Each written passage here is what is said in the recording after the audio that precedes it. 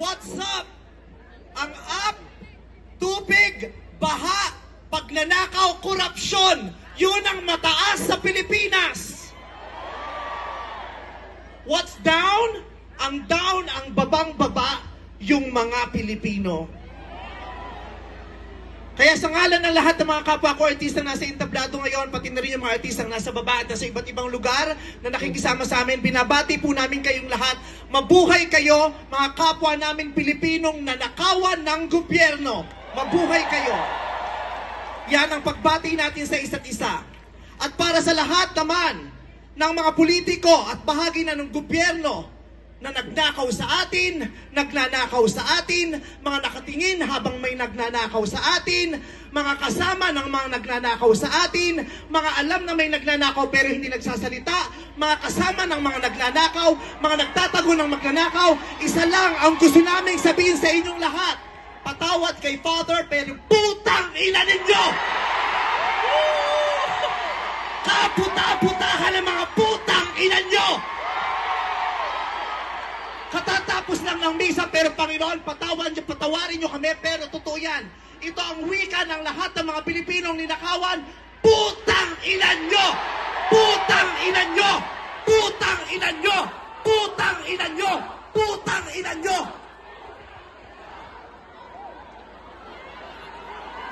Putang ina nyo! Tapos na ang panahon ng mga mababait at ng mga resilient. Ang mga mababait, ginago. Ang mga resilient, tinarantado. Hindi nauubra sa atin yung bait-baitan, kimi-kimian, tahimik-tahimikan, patawad pero hindi po. Hindi ko sisimplihan, hindi ko babaitan ang mensahe ko ngayon dahil hindi naman sila mababait. Sa katunayan, mga hayop sila.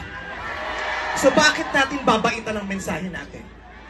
Hindi natin kakalmahan ang mga salita at kilos natin dahil deserve nila ang galit, ang pikon at poot ng mga nanakawang Pilipino.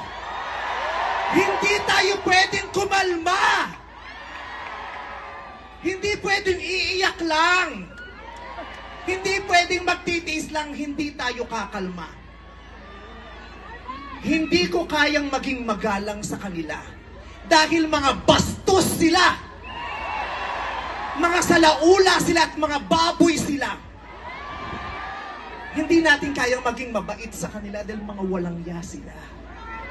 Hindi pwede. Hindi pwede. Yung mabait ka lang, mabuting asal ka.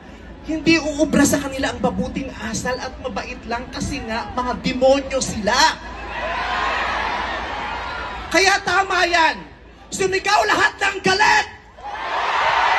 Lahat ng galit na galit. Ang hindi matatapos ang galit bukas. Ang iparirinig ang galit hanggang hindi makulong ang mga putang inang magnanakaw. Hindi tayong pwede magalit lang ngayon. Kailangan hanggang bukas, kailangan sa susunod na linggo, kailangan sa susunod na buwan, hanggang umabot ng ilang taon hanggat hindi sila nauubos. Walang mawawala sa atin kasi ubos na tayo. Kaya ang gagawin natin ngayon ay babawi na